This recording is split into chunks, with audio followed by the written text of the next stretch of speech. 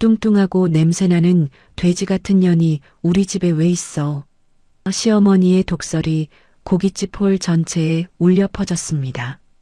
손님들 앞에서 대놓고 모욕당하는 며느리 영숙. 어머니 제발 그만해 주세요. 제발은 무슨, 당장 이혼 서류에 도장 찍고 꺼져.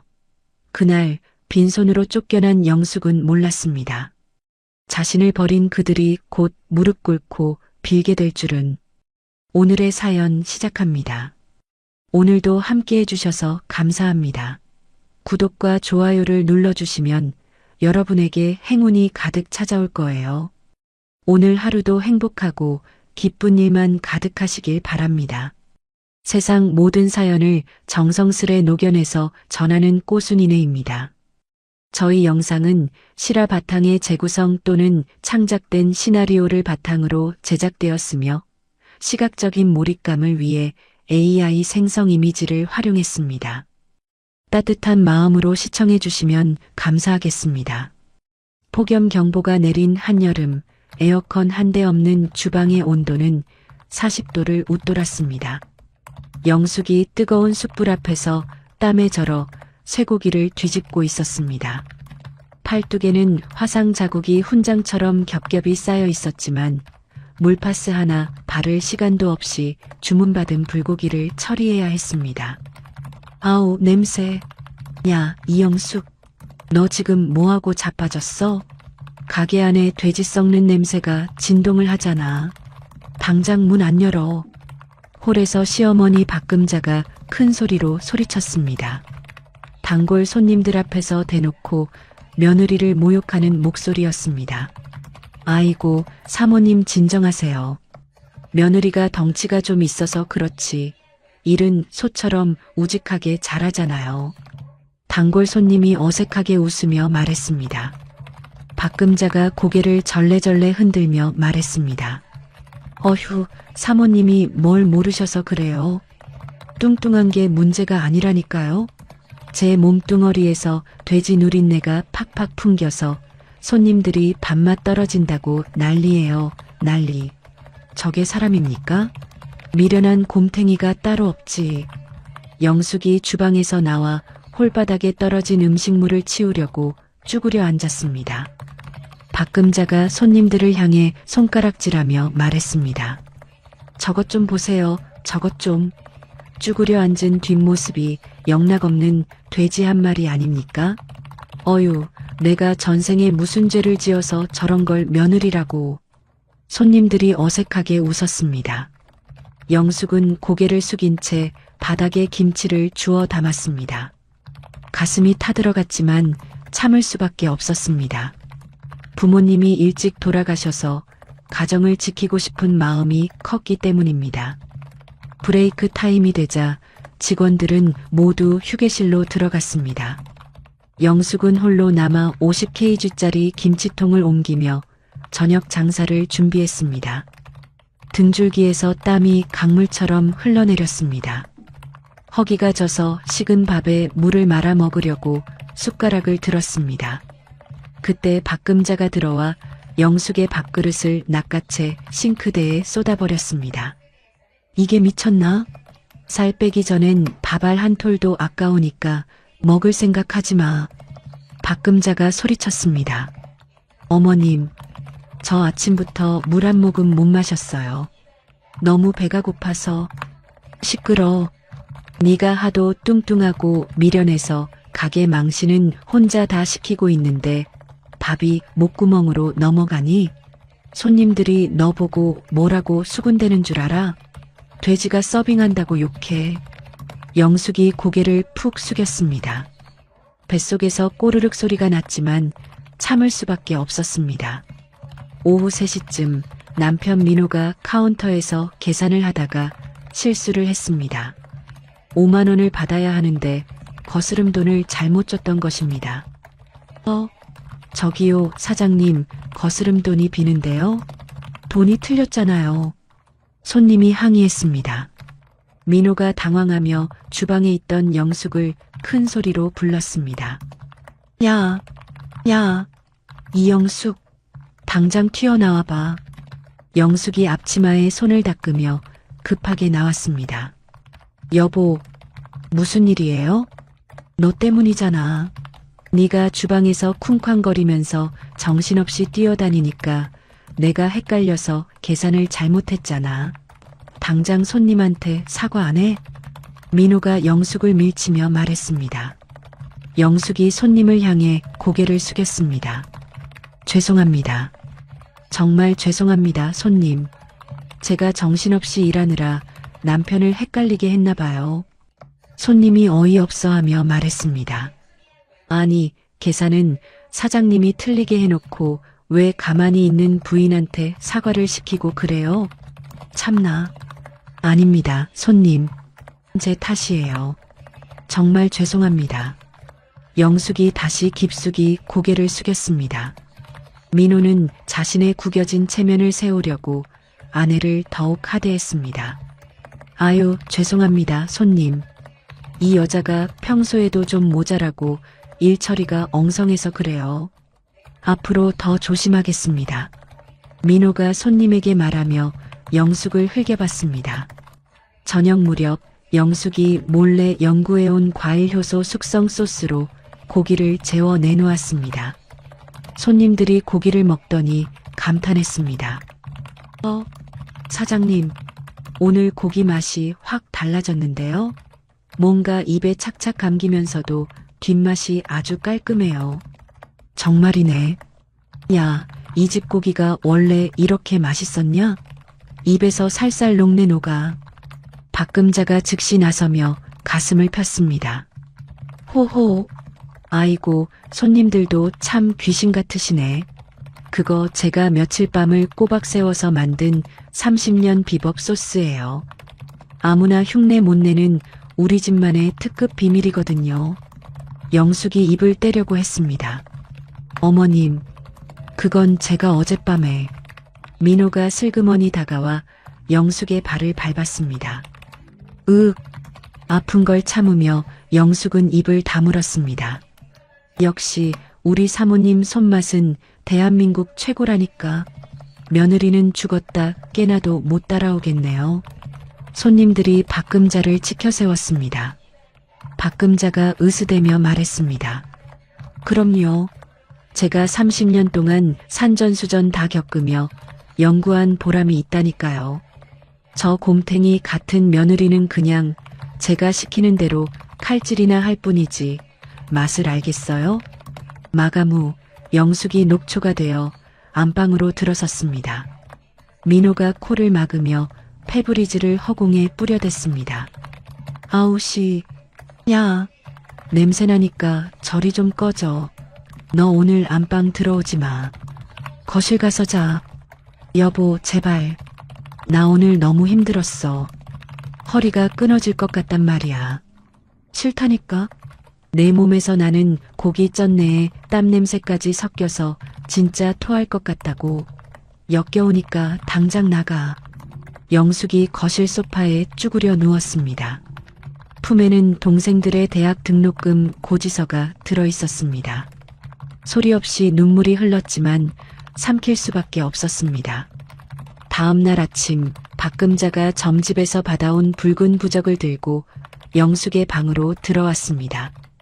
영숙의 속옷 서랍과 베개 밑에 부적을 붙이며 중얼거렸습니다. 비나이다, 비나이다. 내년이 우리 금쪽 같은 아들 앞길 막는 살이야, 살. 이 부적으로 애군을 막아야 우리 집안이 산다. 어머님, 지금 남의 방에서 뭐 하시는 거예요? 이게 다 뭐예요? 영숙이 부적을 떼려고 했습니다. 그때 신우이가 들어와서 영숙을 거칠게 밀쳤습니다. 비켜. 언니는 엄마 정성을 무시하는 거야? 손대지 마. 영숙이 벽에 부딪혀 멍이 들었습니다. 신우이가 팔짱을 끼며 말했습니다. 언니가 우리 집 복이랑 오늘 다 쪽쪽 빨아먹고 있다고 용한 점쟁이가 그랬어. 재수옴 붙기 싫으면 가만히 있어. 부적이라도 붙여야 우리가 숨 좀 쉬고 살 거 아니야. 민호가 진한 향수를 뿌리고 새 정장을 입고 나왔습니다. 영숙이 조심스럽게 물었습니다. 여보, 오늘 옷을 왜 그렇게 차려입었어요? 어디 가세요? 거래처 미팅 있다고 몇 번을 말해. 넌 몰라도 돼. 민호가 대충 대답하며 집을 나섰습니다. 하지만 그 차림새는 일하러 가는 사람 같지 않았습니다. 영숙이 식자재 주문을 위해 남편의 법인카드 명세서를 확인했습니다. 떨리는 손으로 영수증들을 넘기다가 고급 호텔 숙박비와 여성용 명품백 결제 내역을 발견했습니다. 가슴이 철렁 내려앉았습니다. 영수증을 자세히 보니 날짜도 최근이었습니다. 너 지금 뭐 하는 짓이야? 박금자가 다가와 영숙의 손에서 장부를 낚아챘습니다. 주제도 모르고 감히 하늘 같은 남편 뒤를 캐는 거야? 네가 하도 못나고 칙칙하니까 남편이 밖에서 스트레스 받는 거 아니야. 어머님, 이것 좀 보세요. 호텔에, 명품 가방에. 이게 다 뭐예요? 가게 월세 낼 돈도 없다면서요. 시끄러워. 네가 알 일이 아니라고 했지. 남자가 사업하다 보면 접대도 하고 선물도 하는 거지. 어디서 꼬치꼬치 따져. 박금자가 소리치며 영숙을 밀쳤습니다. 영숙은 의심을 가슴에 묻고 다시 주방으로 돌아갔습니다. 칼질하는 손끝이 불안하게 떨렸습니다. 밤늦게 민호가 술 냄새를 풀풀 풍기며 돌아왔습니다. 전화를 받으며 현관에서 속삭이는 소리가 들렸습니다. 응, 자기야. 나 집에 들어왔어. 아이고, 나도 벌써 보고 싶어 죽겠네. 알았어. 내일 또 만나. 사랑해. 영숙과 눈이 마주치자 민호가 황급히 전화를 끊고 화장실로 숨었습니다. 화장실 문 너머로 남편이 흥얼거리는 콧노래 소리가 들렸습니다. 영숙이 벽에 등을 기대고 앉았습니다. 이 지옥 같은 생활이 얼마 남지 않았다는 걸 본능적으로 직감했습니다. 하지만 동생들 생각에 발걸음을 뗄 수 없었습니다. 새벽까지 뜬 눈으로 천장을 바라보며 영숙은 생각했습니다. 언제까지 이렇게 살아야 할까? 언제까지 참아야 할까? 시아버님 제사 당일 새벽 4시 영숙이 수산시장에서 생선 상자를 나르고 있었습니다. 허리가 끊어질 것 같았지만 한 번도 펴지 못하고 제사상을 준비해야 했습니다. 조기, 명태, 오징어까지 무거운 상자들을 혼자서 차에 실었습니다. 집에 돌아와서는 쉴 새 없이 전을 부치고 나무를 묻혔습니다. 오후가 되자 친척들이 하나둘 도착하기 시작했습니다. 신우이가 소파에 누워 스마트폰을 만지작거리며 영숙을 불렀습니다. 언니, 사과 좀 깎아와. 아, 그리고 오는 김에 믹스커피 2잔. 달달하게 알지? 네. 금방 깎아갈게요. 영숙이 부엌으로 달려가서 과일을 깎았습니다. 친척들은 거실에 모여 앉아 대화를 나누고 있었습니다. 영숙이는 참 고생이 많네.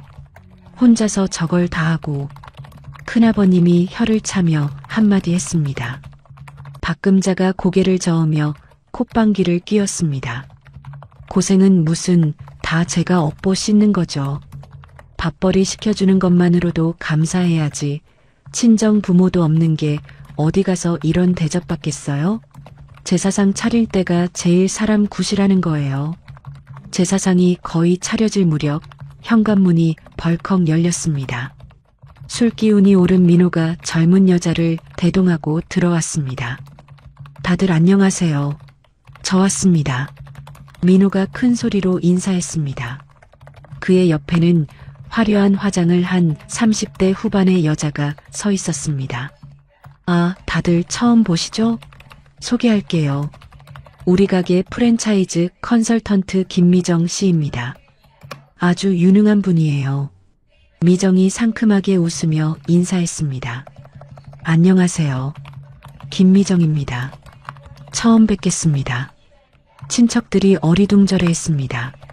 제삿날에 외부인을, 그것도 젊은 여자를 데려오는 게 예의에 어긋났기 때문입니다. 미정이 영숙의 늘어진 티셔츠와 땀 젖은 얼굴을 위아래로 훑어봤습니다.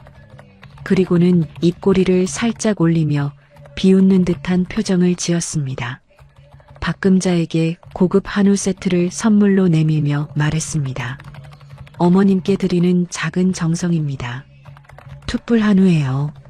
박금자가 눈을 반짝이며 선물을 받았습니다. 아이고 세상에, 이런 귀한 걸 왜? 툭불이면 비쌀 텐데 정말 고맙네요. 제가 새벽부터 차린 제사 음식은 거들떠보지도 않으시면서. 영숙이 속으로 중얼거렸습니다. 박금자가 미정의 손을 잡으며 좋아했습니다. 호호호, 우리 집에 진짜 복덩이가 들어왔네요. 며느리보다 낫네, 나. 정말 고마워요. 영숙이 부엌에서 마지막 전을 부치고 있는데 미정이 들어왔습니다. 어머, 사모님, 아직도 전 부치세요? 이런 건 식기세척기나 도우미 쓰지 않으세요? 요즘 세상에 이렇게 하나하나 손으로 하시니까 좀 미련해 보여요. 냄새도 배고. 영숙이 기름이 튀는 팬을 잡은 손이 떨렸습니다. 저희는 형편이 넉넉하지 않아서 직접 해야 해요. 아, 그렇구나. 그래도 요즘 세상에 이렇게 사시는 분이 있네요. 신기해라. 미정이 코웃음을 쳤습니다.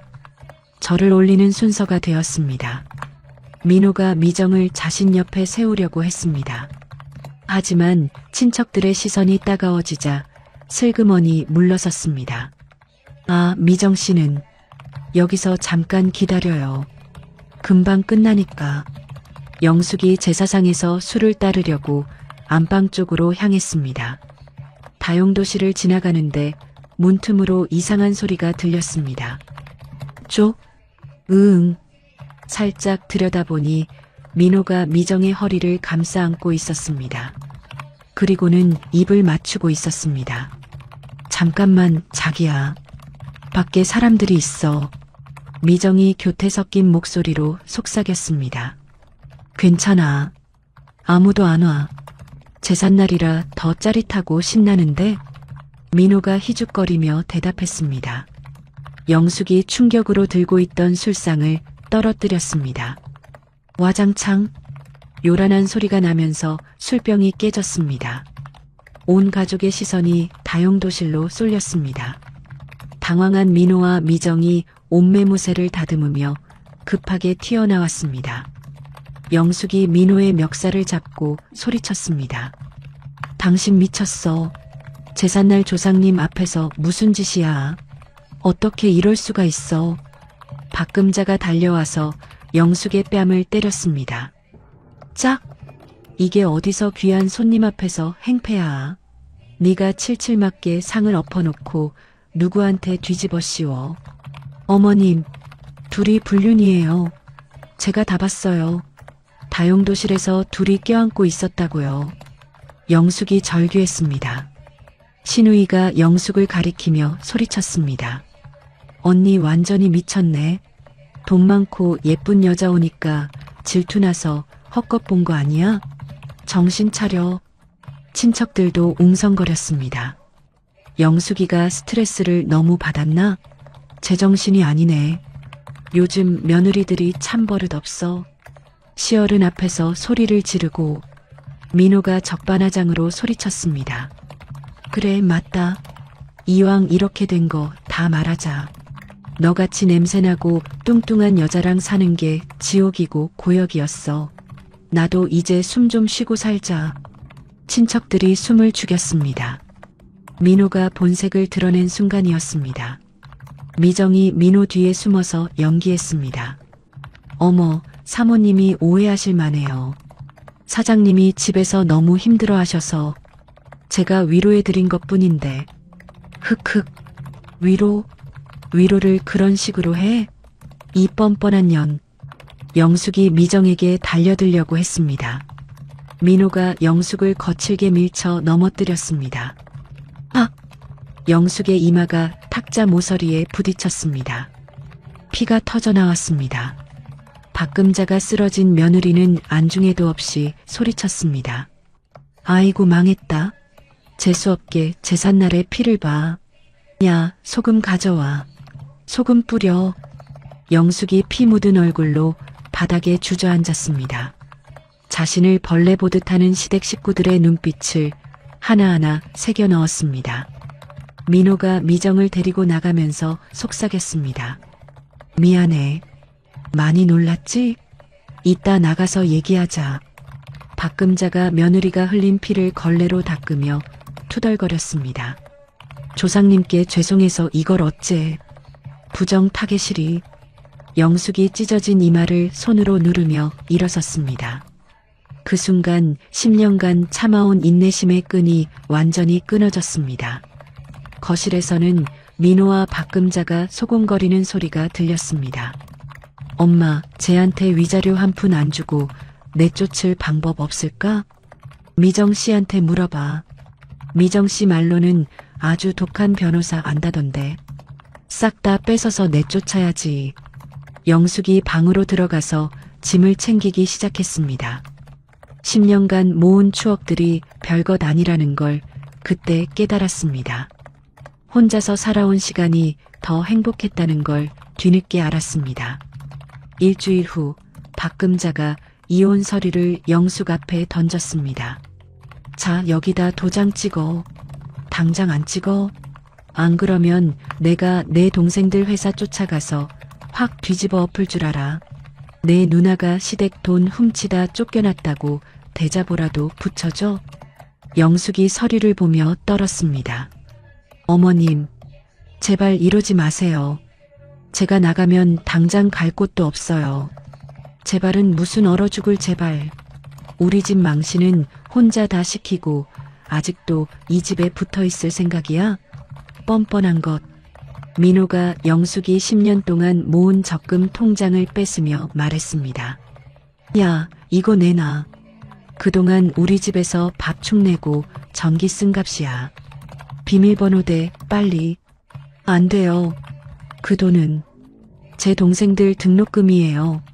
제 피 같은 돈이라고요. 시끄러워. 동생들 앞길 막기 싫으면 얼른 비밀번호나 불어. 하나, 둘, 셋. 민호가 협박했습니다. 영숙이 동생들에게 피해가 갈까봐 두려워 떨리는 손으로 비밀번호를 적었습니다. 1, 2, 3, 4요. 박금자가 비웃었습니다. 아이고, 역시 머리 나쁜 년답게 비밀번호도 단순에 빠졌네. 평생 그렇게 멍청하게 살아라. 민호가 영숙의 옷가지를 비닐봉지에 아무렇게나 던져 넣었습니다. 옛다. 이것만 가지고 나가. 다른 건 다 내 돈으로 산 거니까 가져갈 생각 마. 입고 있는 그 옷도 벗겨서 보내려다 참는 거야. 여보, 10년 동안 제가 뼈 빠지게 일해서 번 돈으로 산 거잖아요. 닥쳐. 네가 번 돈이 어디 있어? 다 우리 가게 돈이지. 빈몸으로 왔으면 빈몸으로 나가는 게 순리야. 비바람이 몰아치는 밤, 영숙이 비닐봉지 하나만 들고 집에서 쫓겨났습니다. 뒤에서 박금자가 소리쳤습니다. 다시는 우리 눈앞에 얼씬거리지 마. 아우, 알터니가 빠진 것 같네. 재수 없는 년 퇴. 영숙이 비를 맞으며 걸었습니다. 갈 곳이 없었습니다. 동생들에게 짐이 되고 싶지 않았고 친구도 없었습니다. 지하철역에서 밤을 보냈습니다. 찜질방비도 없어서 의자에서 쪽잠을 잤습니다. 경비원이 와서 깨웠습니다. 아줌마, 여기서 자면 안 됩니다. 노숙하시면 곤란해요. 얼른 나가세요. 죄송해요. 정말 죄송해요. 갈 데가 없어서 잠깐 눈만 붙였어요. 영숙이 일어나서 다른 곳으로 갔습니다. 무료 급식소 앞에 줄을 서서 배급받은 밥을 먹었습니다.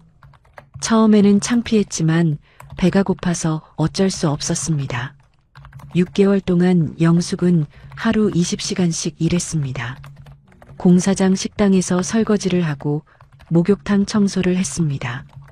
건물 야간 경비도 서며 악착같이 돈을 모았습니다. 어느 날 영숙의 남동생 영호가 찾아왔습니다. 누나의 초라한 모습을 보고 눈물을 흘렸습니다. 누나, 이게 무슨 꼴이야? 왜 연락도 안 했어? 우리가 남이야? 영호야, 너희들한테 짐 되기 싫어서 그랬지. 누나는 괜찮아. 여동생 영미도 함께 왔습니다. 누나, 이거 받아. 제발 받아줘. 아르바이트로 모은 돈과 돼지 저금통을 털어서 가져온 돈을 영숙 손에 쥐어줬습니다. 이게 무슨 돈이야? 이거 너희가 땀 흘려 모은 돈 아니야? 안 돼. 누나 이거 못 받아. 누나가 우리 키우느라 청춘 다 바치고 얼마나 고생했는데 이제 우리가 누나 도울 차례야. 제발 우리 마음 좀 받아줘. 응? 영호가 말했습니다. 영숙이 동생들의 돈과 자신이 모은 돈을 합쳤습니다. 재래시장 구석에 오랫동안 방치된 3평짜리 폐가 수준의 점포를 찾았습니다. 건물주가 점포를 보여주며 말했습니다. 보다시피 상태가 아주 엉망이야. 곰팡이에 쥐똥에. 여기서 장사할 수 있겠어? 보증금은 필요 없고 월세만 꼬박꼬박 내.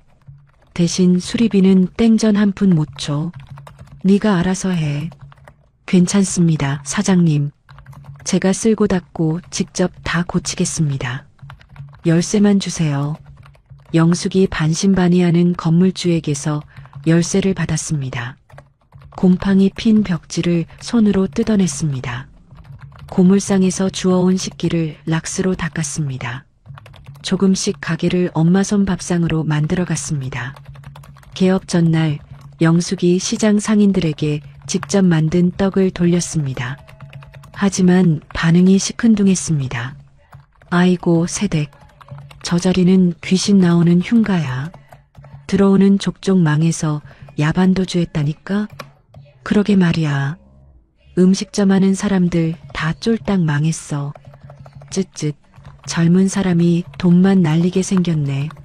상인들이 혀를 찼습니다. 한편 영숙을 내쫓은 시댁 고깃집은 문제가 생겼습니다. 영숙의 손맛이 사라지자 손님들이 불평하기 시작했습니다. 아줌마, 고기에서 왜 이렇게 잡내가 나요? 이거 상한 거 아니에요? 반찬이 뭐 이래? 완전 쓰레기네. 퇴퇴, 예전 그 맛이 아니잖아. 다시는 이 집 오나 봐라. 맛이 완전히 갔네. 갔어. 매출이 반토막 나자 민호가 화를 냈습니다. 그러다 영숙이 근처 시장에 가게를 냈다는 소식을 들었습니다. 뭐, 그년이 우리 가게 근처에 식당을 차려? 감히 내 허락도 없이? 개업날 민호와 박금자가 용역들을 대동하고 영숙의 가게에 들이닥쳤습니다. 야, 이 도둑년아, 네가 내 레시피 훔쳐서 장사하는 거지? 썩 나오지 못해. 민호가 소리치며 집기를 부수기 시작했습니다. 영숙이 두려움에 떨면서도 식칼을 도마에 쾅 내리꽂았습니다. 다들 그만둬. 한 발자국만 더 오면 나도 가만 안 있어. 이판사판이야. 살기 어린 눈빛에 민호 일행이 기세에 눌렸습니다. 너 눈빛이 왜 이래? 진짜 미쳤구나. 민호가 뒤로 물러나며 말했습니다. 두고 봐라. 너 같은 년이 장사가 되나? 내가 아주 쫄딱 망하게 저주를 퍼부어 줄 테니까. 그들이 나간 후 영숙이 엉망이 된 가게를 보며 주저앉으려 했습니다. 그때 지나가던 폐지 줍는 노인이 들어왔습니다. 주인장, 배가 너무 고픈데 외상됩니까?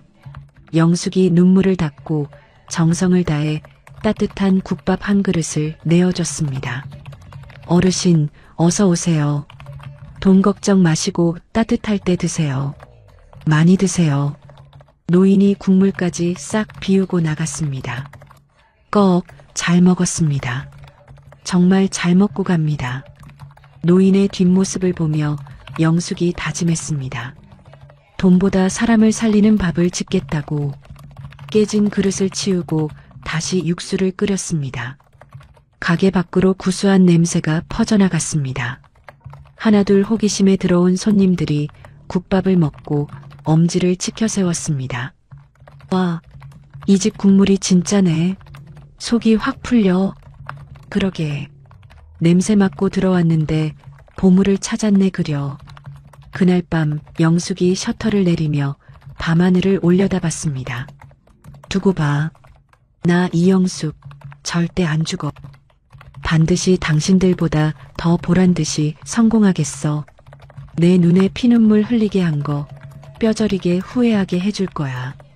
작은 목소리였지만 굳은 의지가 담겨 있었습니다. 장마가 시작되고 손님이 줄어들자 영숙의 살림살이는 더욱 팍팍해졌습니다. 월세 낼 돈도 빠듯해져서 새벽 도매시장에서 떨이 채소를 줍다시피 구했습니다. 썩기 직전의 배추와 시든 파를 골라내며 하루하루를 버텼습니다. 비가 억수같이 쏟아지는 어느 날 가게 처마 밑에서 비를 피하고 있는 허름한 노인을 발견했습니다. 70대 중반쯤 되어 보이는 노인이 젖은 옷을 털고 있었습니다. 영숙이 가게 문을 열고 말했습니다. 아이고 어르신, 비가 이렇게 쏟아지는데 거기서 뭐 하세요? 감기 걸려요. 어서 들어오세요. 아닐세. 내 꼴이 이래서. 비만 그치면 갈라니까 신경 쓰지 마요. 어머, 무슨 말씀을 그렇게 하세요? 비 피하는데 돈 드나요? 어서 들어와서 따뜻한 물이라도 한잔하세요. 이러다 큰일 나요. 영숙이 노인을 가게 안으로 방강제로 들였습니다. 수건을 가져다 드리며 말했습니다. 자, 이걸로 물기 좀 닦으세요. 옷이 다 젖어서 어째. 허허, 이거 참 고맙네요. 요즘 젊은 사람 같지 않게 마음씨가 참 비단결이야. 영숙이 돈을 받을 생각도 없이 갓 지은 쌀밥과 뚝배기 가득 담긴 국밥을 내어놓았습니다. 아껴두었던 수육 몇 점도 함께 올려줬습니다. 어르신, 시장하시죠? 차는 없지만 뜨끈할 때 한술 드세요. 배가 든든해야 비도 피하고 그러죠. 노인이 국물을 한술 뜨더니 눈이 커졌습니다. 오, 이 맛은? 화려한 기교가 없었지만 천연 재료로만 낸 깊은 풍미에 깜짝 놀랐습니다. 젊은이, 이 국물 도대체 어떻게 끓인 거요? 내 평생 이런 국물 맛은 처음인데? 별거 없어요. 그냥 새벽부터 뼈 핏물 빼고 인공 조미료 하나 안 넣고 정성스럽게 푹 고운 거예요. 입맛에 맞으실지 모르겠네요. 아니, 요즘 세상에 미원 한 톨 안 넣고 이런 맛을 내는 집이 있다고? 허허, 이건 보약이야, 보약. 노인이 감탄하며 밥을 허겁지겁 먹었습니다. 국물까지 깨끗이 비우고 나서 주머니를 뒤적거리며 난처해했습니다. 저기, 젊은이, 내가 지금 수중에 돈이 없는데 이걸 어쩌나. 어머, 어르신도 참. 돈은 무슨 돈이에요. 그냥 맛있게 드셨으면 됐어요. 저도 부모님 생각나서 드린 건데요. 뭘. 그럴 순 없지. 사람 도리가 아니야. 외상으로라도 달아줘요. 아이고, 괜찮다니까요. 정 그러시면 나중에 아주 부자 되시면 그때 갚으세요. 이자 쳐서 받을 테니까요. 호호. 영숙이 웃으며 노인을 배웅했습니다. 그 후 노인은 매일같이 찾아왔습니다. 항상 가장 싼 메뉴를 시키며 영숙의 성실함을 유심히 지켜봤습니다. 위생관념도 철저했고 손님을 대하는 태도도 정중했습니다. 어느 날 동네 건달들이 영숙의 가게에 들이닥쳤습니다. 어이, 아줌마, 여기 사장이 누구야? 전데요. 무슨 일이시죠? 무슨 일은 여기서 장사하려면 자릿세 내야 할 거 아니야. 상도덕도 몰라. 자릿세라니요? 그런 게 어디 있어요? 아따, 말 길게 하지 맙시다. 매달 50만 원. 안 내면 오늘부로 장사 접는 거야. 알았어? 건달 3명이 테이블을 걷어차며 협박했습니다. 영숙이 두려워 떨고 있을 때 구석에 앉아 국밥을 먹던 노인이 조용히 핸드폰을 꺼내 어딘가로 문자를 보냈습니다. 5분도 안 되어 검은 정장을 입은 건장한 경호원들이 가게 안으로 들이닥쳤습니다. 순식간에 건달들의 팔을 꺾어 제압하고 밖으로 질질 끌고 나갔습니다. 아, 팔 부러져요. 당신들 뭐야? 누구야? 건달들이 겁에 질려 비명을 질렀습니다. 한 번만 더 이 근처에 얼씬거렸다간 그땐 걸어서 못 나갈 줄 알아라. 꺼져. 경호원들이 차에 태워 데려갔습니다. 가게 안은 순식간에 조용해졌습니다. 영숙이 놀란 토끼 눈으로 노인을 바라봤습니다. 어르신, 저분들이 대체 누구세요? 어떻게 된 일이에요? 노인이 입가에 묻은 국물을 닦으며 빙긋 웃었습니다. 누구긴. 밥 먹는데 파리떼가 꼬이길래 좀 치우라고 했지. 내 단골집 밥맛 떨어지면 안 되잖아.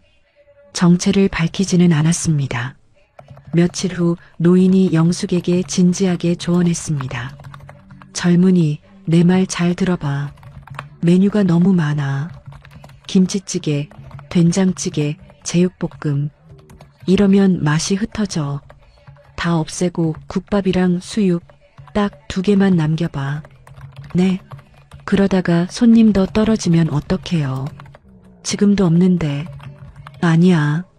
한 가지를 미치도록 잘하면 손님은 알아서 찾아오게 돼 있어. 이 늙은이 말 한 번만 믿어봐. 믿져야 본전 아니야? 영숙이 반신반의하면서도 노인의 확신에 찬 눈빛을 믿었습니다. 메뉴를 대폭 축소하고 남는 재료비로 고기질을 최상급으로 올렸습니다. 메뉴가 줄자 회전율이 빨라졌습니다.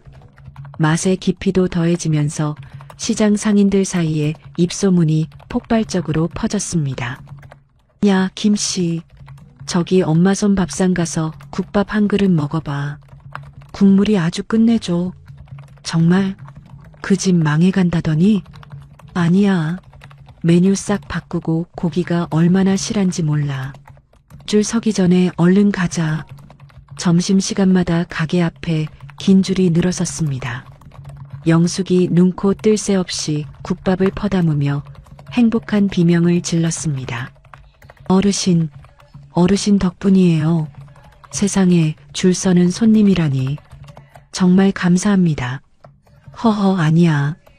자네 진심이 통하신 게지. 난 거들기만 했어. 노인이 흐뭇하게 웃었습니다.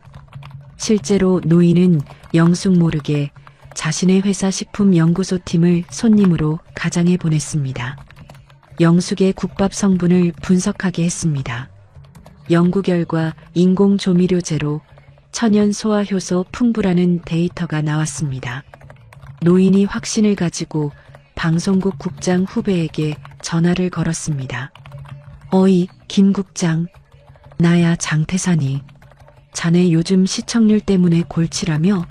내가 아주 기가 막힌 소재 하나 줄 테니까 당장 카메라 들고 와봐. 이건 무조건 대박이야. 며칠 후 방송국 PD가 영숙을 찾아왔습니다. 사장님, 안녕하세요. 방송국에서 나왔습니다. 취재 좀 해도 될까요? 네. 방송국이요? 저 같은 사람을 왜요? 전 할 말 없는데요. 아유, 그러지 마시고. 어떤 어르신께서 강력 추천을 해주셔서요. 사장님 국밥에 인생이 담겨 있다던데요. 영숙이 노인을 바라보니 노인이 한번 해봐라는 눈짓을 하며 환하게 웃고 있었습니다. 촬영 당일 영숙이 카메라 앞에서 자신의 진심이 담긴 조리 과정을 공개했습니다. 시댁에서의 고난과 혼자 힘으로 일어선 이야기도 담담하게 털어놓았습니다.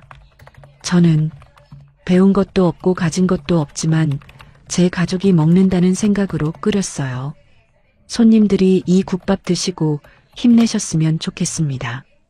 방송이 나간 후 영숙의 굴곡진 인생사와 정직한 국밥 이야기가 시청자들의 심금을 울렸습니다. 순간 최고 시청률을 기록했습니다. 다음 날부터 전국 각지에서 손님들이 몰려들었습니다. 시장 골목이 마비될 정도였습니다. 영숙이 동생들과 함께 감격의 눈물을 흘렸습니다. 누나, 이거 꿈 아니지? 우리 가게 앞에 줄 선 거 봐. 그래, 영호야, 영미야. 이게 꿈인가 현실인가? 어떡하니 우리. 그때 노인이 말끔한 정장을 차려입고 영숙을 찾아와 정식으로 명함을 건넸습니다. 자, 젊은이. 정식으로 인사하지. 나 태산식품 회장 장태산이라고 하네. 영숙이 깜짝 놀라서 명함을 바라봤습니다. 국내 굴지의 식품 기업 총수였습니다. 세상에, 어르신이 회장님이셨어요? 놀라게 해서 미안하네. 자네의 그 진심을 이제 이 시장 골목이 아니라 세상에 한번 팔아보자고. 나랑 같이 프랜차이즈 사업 한번 해보지 않겠나? 정말요? 제가 할 수 있을까요? 할 수 있고 말고. 자네는 이미 준비가 됐어. 영숙이 떨리는 손으로 장 회장의 손을 잡았습니다. 1년 후 영숙은 진심국밥이라는 브랜드로 전국 50호점을 돌파했습니다. 요식업계의 신화가 되었습니다. 수익금으로 가게를 확장하고 최신식 주방 시설을 갖췄습니다. 영숙이 거울을 보며 미소 지었습니다. 다이어트와 스타일링을 통해 세련된 CEO의 모습으로 변모했습니다. 예전에 뚱뚱하고 초라했던 모습은 온데간데 없었습니다. 매주 일요일마다 영숙은 보육원에 도시락을 기부했습니다. 아이들아, 이모 왔어. 다들 줄 서서 맛있게 먹어. 천천히. 우와, 이모짱. 고맙습니다, 사장님. 아이들의 밝은 웃음소리가 영숙의 마음을 따뜻하게 했습니다. 천사 사장님 미담이 SNS를 타고 퍼져나갔습니다. 반면 민호의 고깃집은 완전히 다른 상황이었습니다. 온라인 리뷰가 악플로 도배되어 있었습니다. 맛이 쓰레기. 돈 아까워서 먹다 뱉음. 주인이 불친절해 죽겠음. 물 달랬더니 째려봄. 다신 안 감. 내 생애 최악의 고깃집. 별 한 개도 아까움. 매출이 급감하자 생활비가 쪼들렸습니다. 미정이 민호에게 짜증을 내기 시작했습니다. 야, 최민호, 생활비 안 줘? 나 이번 달 카드값 어떻게 막으라고. 잠깐만, 조금만 참아줘. 곧 나아질 거야. 가게 사정 알잖아. 언제? 도대체 언제 나아지는데? 한 달 동안 매출이 바닥이잖아. 너 믿고 온 내가 미친년이지. 두 사람의 불륜 관계에도 금이 가기 시작했습니다. 박금자는 영숙이 TV에 나와서 성공하는 모습을 보고 충격을 받았습니다. 몸져 누워 일어나지 못했습니다. 아이고 배야. 아이고 배 아파. 저게 다 내 복을 훔쳐간 거야. 도둑년. 엄마 제발 그만해. 이미 끝난 일이야. 자꾸 그러니까 더 비참해지잖아. 끝난 게 아니야. 전현 때문에 우리가 망한 거라고. 내 돈 내놔라 이년아. 박금자가 억지를 부렸습니다. 민호는 가게 월세를 못 내서 보증금을 까먹기 시작했습니다. 절망적인 상황에서 염치를 버리고 꽃다발을 사들고 영숙의 본점을 찾아갔습니다. 영숙아, 여보, 나왔어. 가게에 들어서면서 민호가 큰 소리로 불렀습니다. 직원들과 손님들이 모두 돌아봤습니다. 여보, 흑흑, 내가 잘못했어. 내가 죽일 놈이야. 우리 다시 합치자. 응? 민호가 무릎을 꿇는 쇼를 했습니다. 손님들이 웅성거리기 시작했습니다. 어머, 저 사람이 누구야? 세상에 무릎까지 꿇었어. 전 남편 아닌가? 바람 피워서 이혼했다더니 뻔뻔하기도 하지. 영숙이 차가운 눈빛으로 민호를 내려다봤습니다. 당신 여기가 어디라고 찾아와? 내 인생에서 당신 흔적 지우는데 1년 걸렸어. 당장 꺼져. 영숙아 제발 한 번만 봐줘. 나 정말 반성했어. 다시는 안 그럴게. 응? 지금 와서 반성이야? 이미 늦었어. 내 눈앞에서 사라져. 영숙이 손짓으로 신호를 보내자 경보원들이 나타났습니다. 민호를 짐짝처럼 들어서 밖으로 내동댕이 쳤습니다. 아, 이거 나라고. 영숙아, 여보. 민호가 발버둥 쳤지만 소용없었습니다. 이 장면을 손님들이 촬영해서 유튜브에 올렸습니다. 전 남편의 추태라는 제목으로 화제가 되었습니다. 댓글들이 영숙을 응원하는 물결로 가득 찼습니다. 사장님 속이 다 시원하시겠어요. 잘하셨어요. 저런 남자는 차여서 당연해. 꼴 좋다. 영숙 사장님 화이팅. 절대 받아주지 마세요. 영숙에 대한 동정 여론과 지지가 더욱 강력해졌습니다. 장 회장이 영숙을 본사로 불렀습니다. 파격적인 조건의 투자 계약서를 내밀었습니다. 이 대표 축하해. 자네 아주 대단해. 이번엔 해외 진출은 어때? 동남아시아부터 시작해보자고. 정말요? 회장님, 글로벌 진출까지 가능할까요? 제가 감히. 자네 실력이면 충분하고 말고. 전 세계 사람들이 자네 국밥을 줄 서서 먹을 날이 곧 올 거야. 내 장담하지. 영숙이 꿈을 꾸는 듯한 표정으로 계약서를 바라봤습니다. 번 돈으로 영숙은 동생들에게 아파트를 사줬습니다. 누나, 이거 진짜 우리 집이야? 이걸 어떻게 받아? 바보야, 너희가 나 도왔잖아. 너희 없었으면 나 벌써 죽었어. 이제 내가 너희 도울 차례야. 편하게 살아. 부모님 산소에 찾아가서 성공을 알렸습니다. 아버지, 어머니, 못난 딸 영숙이가 해냈어요.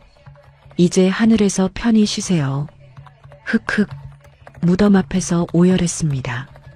그동안 참았던 눈물이 한꺼번에 터져나왔습니다. 민호는 영숙에게 문전박대당한 후 술에 취해 집으로 돌아갔습니다.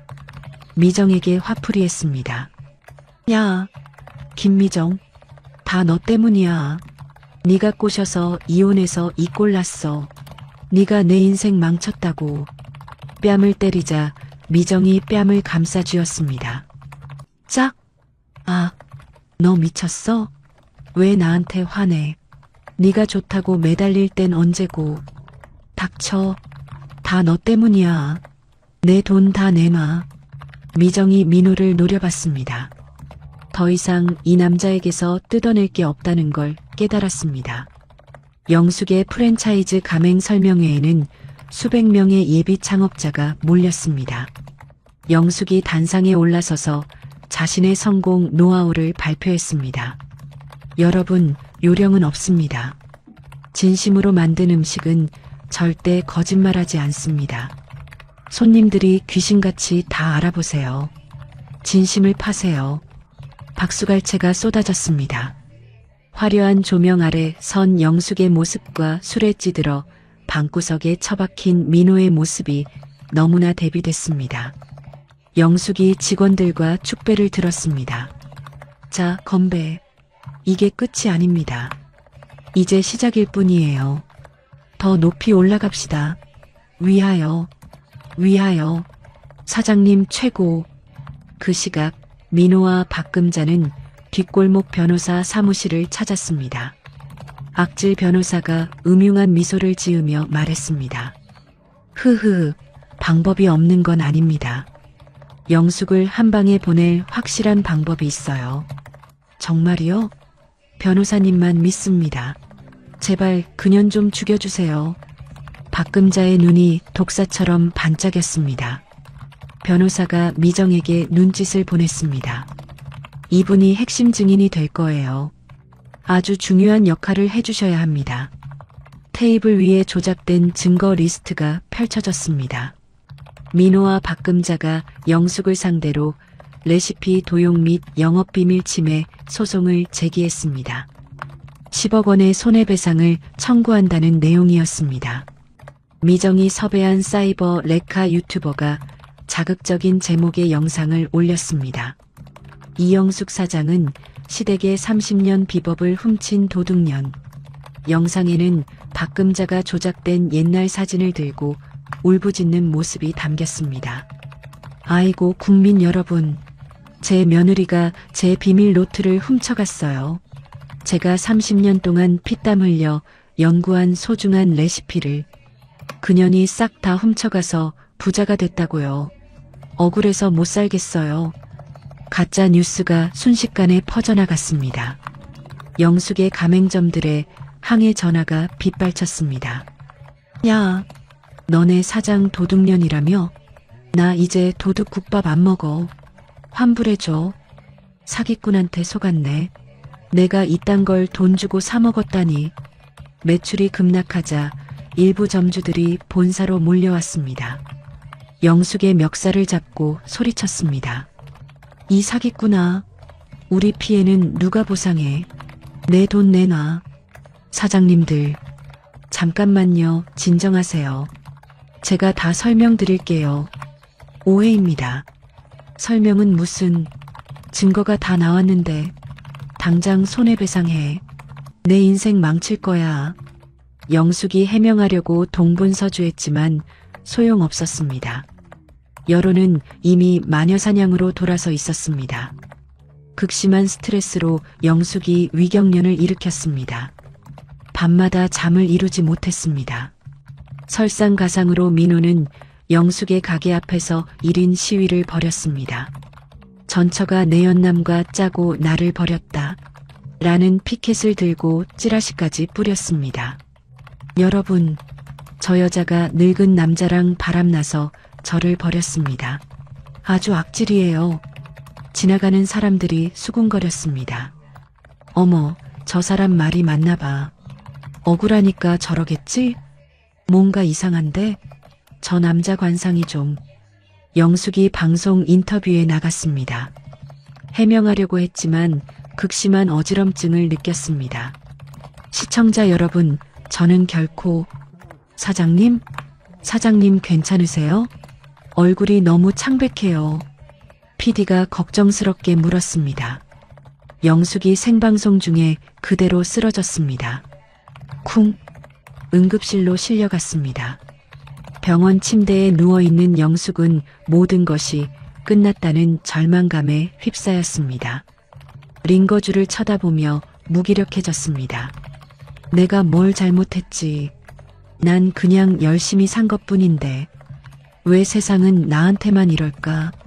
한편 승기를 잡았다고 생각한 민호는 술에 취해 미정에게 자랑했습니다. 켜봤지? 이영숙 그년 이제 끝났어. 소송 이기면 돈은 다 내 명의로 할 거야. 넌 콩고물도 꿈도 꾸지 마. 뭐라고? 자기야, 그게 무슨 소리야? 네가 뭔데 돈을 가져? 넌 그냥 내가 시키는 대로 짓기만 하면 돼. 알겠어? 미정이 잠든 민호의 책상을 뒤졌습니다. 채무 변제 및 명예 이전 각서라는 문서를 발견했습니다. 내용을 읽어보니 모든 빚을 미정에게 떠넘기려는 계획이 적혀 있었습니다. 뭐, 내 앞으로 빚을 넘겨. 내가 너한테 어떻게 했는데. 미정이 배신감에 치를 떨었습니다. 민호가 자신을 이용하다가 버릴 생각임을 깨달았습니다. 다음날 민호가 미정을 협박했습니다. 야, 김미정. 잘 들어. 법정에서 영숙이가 레시피 훔치는 걸 네가 봤다고 증언해. 알았어? 미쳤어? 그런 새빨간 거짓말을 어떻게 해? 나 위증죄로 잡혀가. 안 하면 너도 공범으로 엮어버린다. 내 말 안 들어? 죽고 싶어? 민호가 미정의 팔을 비틀었습니다. 아, 아야. 이거 나. 팔 부러지겠어. 알겠다고 말해. 빨리. 알겠어, 알겠다고. 할게. 한다고. 미정이 겉으로는 알겠다고 했지만 몰래 주머니 속 녹음기를 켰습니다. 민호의 협박 내용을 모두 녹음했습니다. 병실에 장 회장이 찾아왔습니다. 이 대표 일어날 수 있겠나?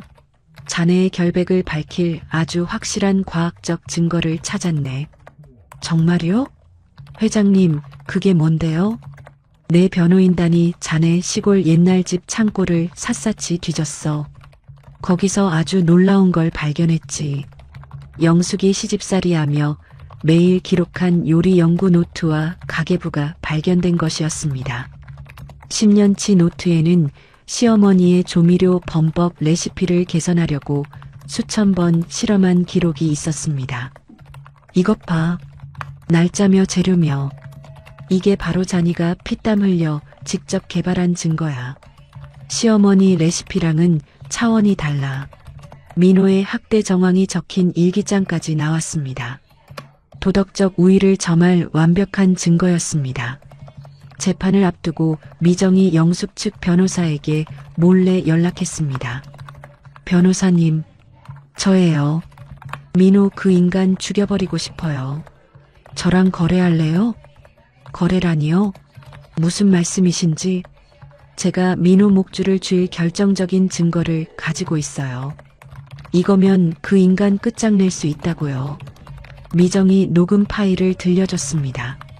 민호의 협박과 위증 교사 내용이 고스란히 담겨 있었습니다. 영숙이 병상에서 일어나 환자복을 벗었습니다. 전투복 같은 정장으로 갈아입으며 말했습니다. 좋아.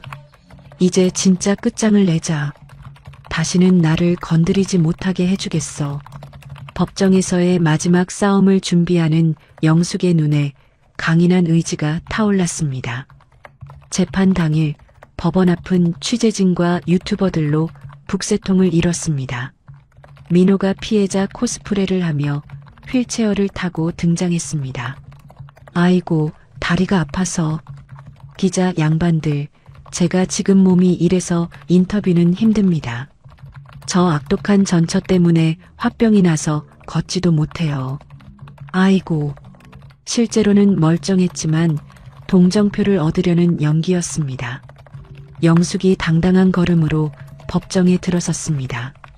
민호와 박금자를 차가운 눈빛으로 쏘아봤습니다. 흥, 전현 고개 빳빳하게 든 것 좀 봐. 아주 뻔뻔하기가 짝이 없네. 천벌을 받으련. 박금자가 중얼거렸습니다. 재판이 시작되자 민호 측 변호사가 일어섰습니다. 존경하는 재판장님, 피고 이영숙은 시댁의 30년 전통을 훔친 파렴치한 도둑입니다. 시어머니가 피땀 흘려 만든 맛을 훔쳐서 부자가 됐습니다. 박금자의 조작된 진술서를 증거로 내밀었습니다. 판사님, 억울해서 못 살겠습니다. 며느리가 제 보물 같은 비밀 노트를 몰래 훔쳐갔어요. 제가 30년 동안 잠도 못 자고 연구한 건데 그년이 그걸로 돈방석에 앉았다고요. 엉엉. 박금자가 울면서 연기했습니다. 영숙 측 변호사가 반박했습니다. 재판장님, 원고의 주장은 새빨간 거짓말입니다. 여기 확실한 반박 증거를 제시하겠습니다. 대형 스크린에 장 회장 연구소의 성분 비교 분석표가 떴습니다. 보십시오. 원고 시댁 측 음식은 인공 조미료, 즉 MSG 범벅입니다. 함량이 80%나 됩니다. 반면 피고 이영숙 측 음식은 천연 효소와 과일산으로 이루어져 있습니다. 화학적으로 완전히 다른 음식입니다. 이걸 보고도 훔쳤다고 할 수 있습니까? 방청석이 술렁거렸습니다. 세상에, 조미료 덩어리였어? 완전히 다르네. 과학적 데이터 앞에서는 거짓말이 통하지 않았습니다. 또한 피고가 10년간 하루도 빠짐없이 작성한 요리 노트 20건을 증거로 제출합니다. 낡은 노트들이 판사 앞에 쌓였습니다. 날짜별로 온도, 습도, 재료 배합 비율이 빼곡히 적혀 있었습니다. 곳곳에 영숙이 흘린 눈물 자국과 핏자국까지 남아 있었습니다. 이 핏자국과 눈물 자국이 보이십니까?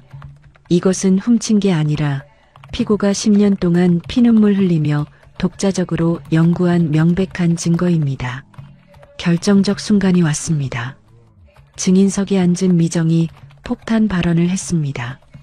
판사님, 저는 더 이상 양심을 속일 수 없습니다. 최민호가 저에게 거짓말하라고 시켰습니다. 영숙 씨가 훔치는 걸 봤다고 위증하라고 협박했다고요. 민호가 깜짝 놀라서 일어섰습니다. 뭐라고? 야, 김미정, 너 미쳤어? 너 지금 뭐 하는 거야? 미정이 녹음 파일을 법정에서 재생했습니다. 잘 들어. 영숙이 그년 감방에 쳐넣고 돈 뜯어내면 빚은 싹 다 갚고 널 버릴 거야. 알았어? 시키는 대로 해. 민호의 추악한 목소리가 법정에 울려 퍼졌습니다. 아니야. 저건 조작이야. 전현이 돈에 미쳐서 헛소리하는 거야. 판사님 믿지 마세요. 민호가 고래고래 소리를 지르며 발광했습니다. 박금자도 불리해지자 바닥에 드러 누웠습니다. 아이고 나 죽네. 아이고 머리야. 며느리가 시어미 잡고 내연녀가 아들 잡네. 나 죽어. 억울해서 나 못 살아. 발작하는 척 연기를 했지만 너무 뻔했습니다. 판사가 경위들에게 지시했습니다. 법정 모독입니다. 소란 피우는 사람들 당장 끌어내세요. 민호와 박금자가 끌려나가면서도 소리를 질렀습니다. 이거나, 우린 죄 없어. 이건 다 음모야. 전현이 꾸민 짓이라고. 나, 놓으라고. 판사가 엄중한 표정으로 판결문을 낭독했습니다. 원고의 청구를 기각합니다. 오히려 원고는 피고에게 명예훼손과 무고에 대한 피해 보상금 20억 원을 지급할 것을 판결합니다. 탕, 탕, 탕. 승소의 망치 소리가 울렸습니다. 영숙이 참았던 숨을 토해냈습니다. 변호사와 장 회장의 손을 꽉 잡았습니다. 이겼어요. 우리가 이겼어요. 변호사님, 회장님, 정말 감사합니다. 감사합니다. 민호와 박금자는 그 자리에서 긴급 체포됐습니다. 사기 미수와 무고 혐의로 수갑을 찼습니다. 안 돼. 내가 감방이라니. 이럴 순 없어. 여보, 영수가 나 좀 살려줘. 내가 잘못했어. 민호가 끌려가면서 절규했습니다. 미정은 민호가 끌려가는 모습을 보며 비릿한 웃음을 지었습니다. 꼴 좋다 최민호. 넌 이제 끝이야. 유유히 법정을 빠져나갔습니다. 법원을 나서는 영숙에게 기자들이 몰려들었습니다. 사장님, 승소 축하드립니다. 한 말씀 부탁드립니다. 영숙이 마이크 앞에서 말했습니다. 여러분, 거짓말은 잠깐은 통할지 몰라도 영원할 순 없습니다. 진실은 마처럼 절대 거짓말하지 않습니다. 명언이 뉴스 헤드라인을 장식했습니다. 민호의 패소와 구속 소식이 속보로 전해지자 여론이 순식간에 반전됐습니다. 영숙을 응원하는 물결로 뒤덮였습니다. 와, 사이다다. 영숙 사장님 화이팅. 진실이 이겼다. 나쁜 놈들은 벌 받아야지.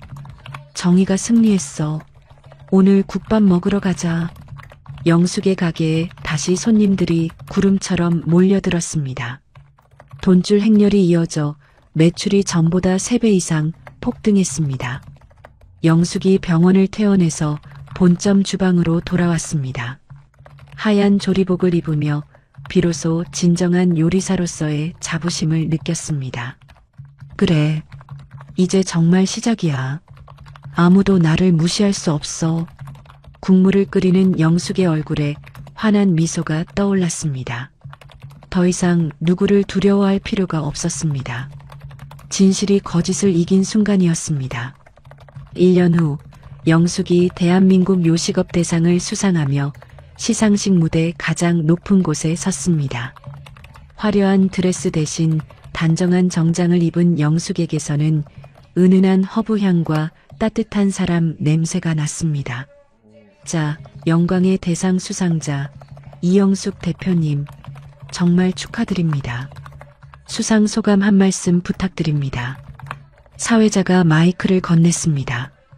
영숙이 차분한 목소리로 말했습니다. 감사합니다. 사실 저는 과거에 실패한 인생이라고 생각했습니다. 하지만 저를 뚱뚱하고 냄새난다고 미련한 곰이라고 무시하고 버렸던 분들 덕분에 오기가 생겼고 덕분에 진짜 맛있는 인생을 요리하게 되었습니다. 그분들께 어떤 의미로든 감사드립니다. 방청석에서 박수갈채가 터져 나왔습니다. 뼈 있는 한마디였지만 품격이 있었습니다. 영숙은 수익금의 절반을 출연해서 저소득층 여성 가장들을 위한 창업지원 재단을 설립했습니다.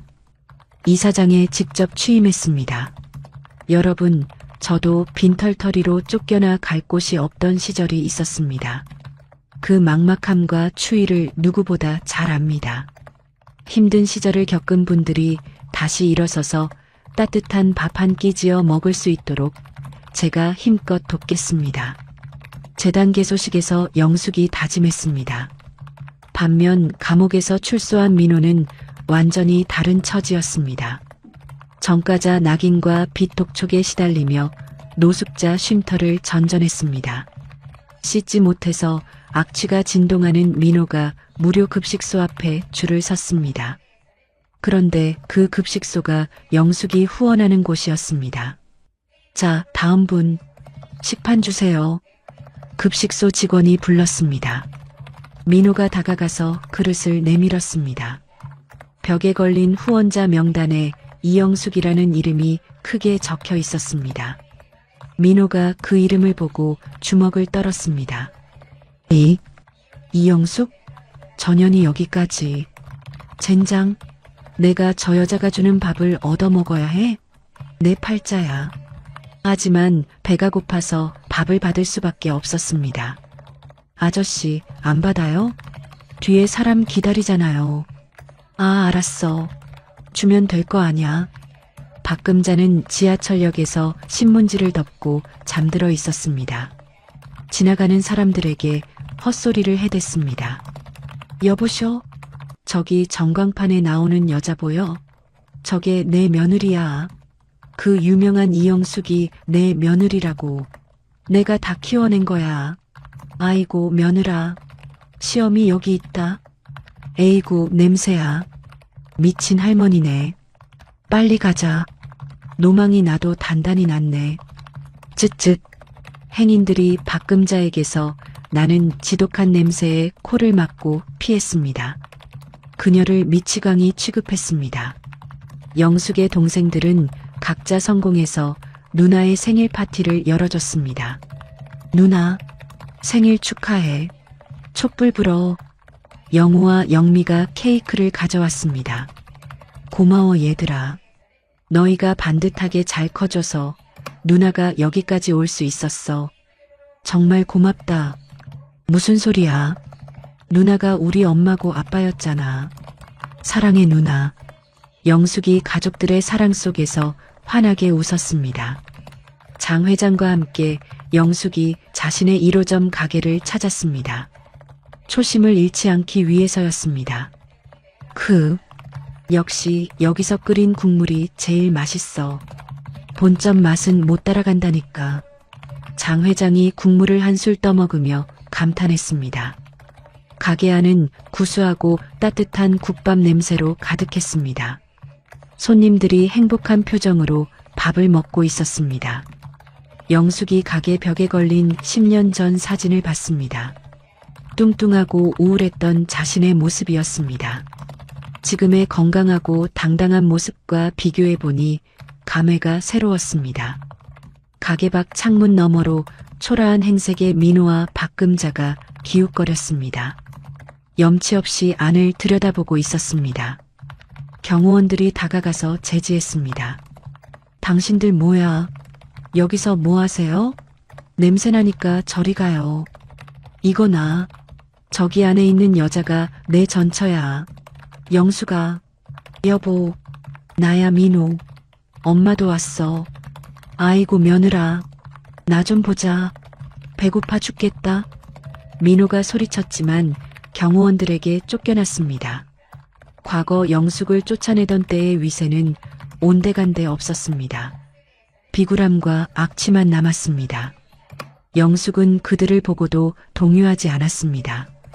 자신의 요리를 기다리는 손님들에게 정성을 다해 뚝배기를 날랐습니다. 맛있게 드세요. 육수 더 필요하면 말씀하시고요. 성실한 납품업체 대표가 영숙에게 다가와서 말했습니다. 사장님, 오늘 가게 마치고 시간 괜찮으세요? 괜찮으시면 저와 식사 한번 하시겠어요? 맛있는 곳을 알아뒀는데. 영숙이 수줍게 미소 지었습니다. 네, 대표님. 좋아요. 새로운 사랑을 예감하는 순간이었습니다. 장 회장이 영숙에게 덕담했습니다. 허허, 좋아. 아주 좋아. 자네 음식에선 사람을 살리는 향기가 나. 앞으로도 그 향기 잃지 말게. 감사합니다. 회장님 덕분에 제 인생에서도 향기가 나네요. 영숙이 고개를 숙여 인사했습니다. 이제 영숙은 누군가의 며느리도 아내도 아니었습니다. 이영숙이라는 이름 석자로 세상의 중심에 서 있었습니다. 보글보글 끓는 뚝배기 위로 하얀 김이 피어올랐습니다. 영숙의 웃는 얼굴을 감싸 안으며 따뜻한 향기가 퍼져나갔습니다. 진심은 향기를 남기고 악행은 악취를 남긴다는 진리가 증명된 순간이었습니다. 영숙의 통쾌하고 향기로운 복수극이 마침내 완성되었습니다. 이렇게 이영숙의 이야기가 끝났습니다. 때로는 인생이 우리를 바닥까지 떨어뜨릴 때가 있습니다. 하지만 그 바닥에서 다시 일어서는 힘은 바로 우리 안에 있었습니다. 영숙처럼 진심과 정직함으로 한 걸음씩 나아가다 보면 언젠가는 우리를 무시했던 사람들보다 더 높은 곳에 설 수 있습니다. 가장 어둡고 힘든 순간에도 포기하지 않고 묵묵히 자신의 길을 걸어간 영숙의 모습에서 우리는 희망을 봅니다. 진실은 언젠가 드러나고 선한 마음은 결국 보상받는다는 것을 알 수 있었습니다. 여러분도 힘든 일이 있을 때 영숙의 이야기를 떠올려 보세요. 진심으로 살아가는 사람에게는 반드시 좋은 일이 찾아온다는 것을 믿고 오늘도 당당하게 살아가시기 바랍니다. 이야기를 끝까지 들어주신 분이 계시다면 잘 들었다고 댓글 하나만 남겨주세요. 감사합니다.